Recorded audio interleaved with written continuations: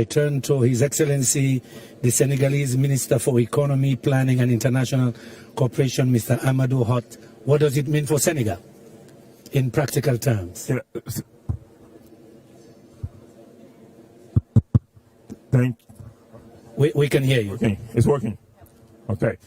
Thank you very much. We appreciate the initiative, and we are working to make sure that Senegal also will benefit concretely from the initiative. The priorities set in these initiatives are aligned with our priorities, and we are very happy that, for example, transport infrastructure is at the heart of the global getaway. We understand also that the global getaway is aiming also to really put together all the instruments that the European Union and its member countries have so that we can achieve those goals. So I want to make sure that our African friends manages also expectation. Global getaway, my understanding, is not 150 billion euros of new money in a facility here at the European Union. It is really the aggregation of the existing facilities, financial institutions of member countries. So that has to be very clear so that we know what the opportunity is.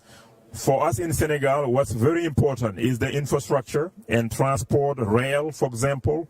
How can we quickly bring projects that can meet the requirements of the global getaway institutions and the Commission so that the financing can be put forward and in partnership with other institutions. If the projects are big enough, probably, for example, the U.S. global infrastructure can intervene. Other like-minded partners can also intervene to make it happen, number one. Number two, for us, the global getaway should help Africa front-load investments, because every year we do small things. Small things, with that, it will take us 50 years or 60 to achieve where we want to be. What we want to do is that to front-load so that in 10, 15 years' time, we have the infrastructure we need to make our economies more competitive, to create opportunities for young people, to foster growth, and to make sure that Africa transforms its products in Africa, the raw materials, before exporting them. And lastly, the energy transition. We want to make sure also that Global Getaway will help have a just energy transition that takes into account the fact that 640 million people do not have access to electricity in Africa, and that's a top priority. Number two, industrialization is a top priority, so there should be a balance between renewable energy and gas. Gas is very important for Africa, so we need to find a way to have the global getaway as well finance gas to power or gas to industry. Thank you very much. Thank you. Thank you very much. Commissioner, as you listen to our able representatives of Africa, I think our brother from Senegal spoke. It sounds as if you were speaking in the capacity of the African Union, our ambition for industrialization, energy. Madam Commissioner, as you hear our energy ambition, 600 million Africans without access to electricity, 1 billion. IEA just launched their new Africa review. 1 billion people in Africa without access to clean cooking. How will the gateway begin? Let's take that, for example. How do you address the energy issue within the gateway? Well, I can say that I very much agree with my friend Amadou. Like I said in my introduction, I think the whole idea of this global gateway strategy is to accelerate the green and digital transitions globally. Because for us, for Europeans and for European Union, those two transitions have been the main priority. Mm-hmm. Green Deal, which is the main political, I would say, program or objective for the current Commission and the EU, and also digitalization. So we want to be coherent. We want to also support our partners in the global south in order to accelerate those transitions. And of course, like Amadou explained, energy is definitely part of that green transition. We know, like Prime Minister already explained, that Africa has huge resources, natural resources. So, of course, we want to invest in particular renewable energy resources in Africa.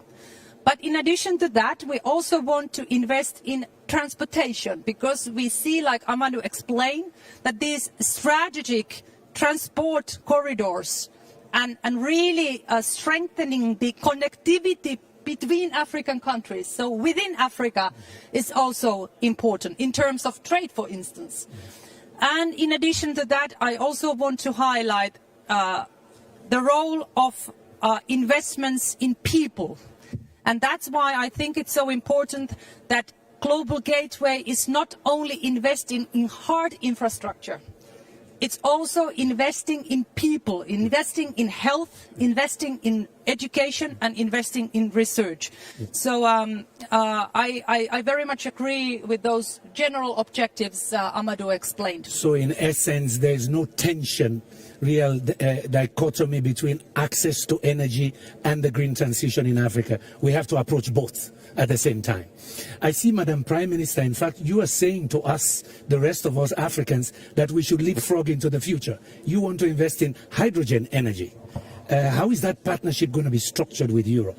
I think I heard you say this morning in the opening, it is for your use, but to export to the rest of the world. That's leapfrogging now into the future. How are you going to structure that with Europe? The mic, please. Yeah. In such a way that we are bringing together investors, private investors from Europe, together with private investors from Namibia, and also the Namibian government. That is first and foremost, to deploy the technology that is available in order to harvest this and generate power from green hydrogen, and also to support the development of related industries. That is one. We are hoping that that would then catalyze not only the technology that we will need to develop this green hydrogen, but also the financing that we need to ensure that the private investors from Europe are participating in this project, but most importantly, that there is a fostering of partnership with local investors in Namibia. That is one. But we are also hoping that besides that, the other sectors, the renewable energy, apart from the green hydrogen, wind power, solar, we are also hoping that infrastructure such as rail and the locomotives that can be fueled by green hydrogen that I have talked about, and we have talked about shared prosperity, investing in the people of Africa as well, to make sure that they do not only benefit from these resources, but that their potential is fully optimized to contribute to the creation of prosperity that we all want to bring about between Europe and in Africa. So this further explains, Minister Hott, what you said about front-loading the investment, but also leveraging. But that requires that we Africans, you, the ministers, the government, need to create that enabling environment, right? Madam Prime Minister talks about capacity building. If you want to bring private investors on board, regulation, enabling conditions need to be put in place. If you take you, for example, on the gas side, what are you doing in Senegal to create that enabling environment? Yeah, I mean, it's absolutely true that without that you cannot attract investors. And many African countries have made already a lot of progress. In Senegal, for example, we have changed the PPP laws, making it more friendly for local and international investors. Our gas code also has been revamped to make it clearer, to make it also more attractive.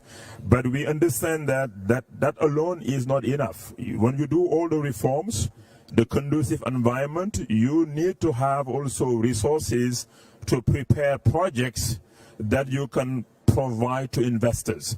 Because investors are risk averse most of the time. And project preparation money is very expensive. The private sector will not go there. So we need, through the global gateway, to have pot of money utilize it, to do the studies, the environmental, the bankabilities. For example, you take a rail project that we are looking at in Senegal, the project preparation is at least 50 million euros. So the government doesn't have the budget. If I go and say I'm putting 50 million just to do studies and prepare, maybe the cabinet meeting will show me out of the door. But if I say that the EU has the money ready for it, then I stand a better chance. So that's very important. But let me come back to energy.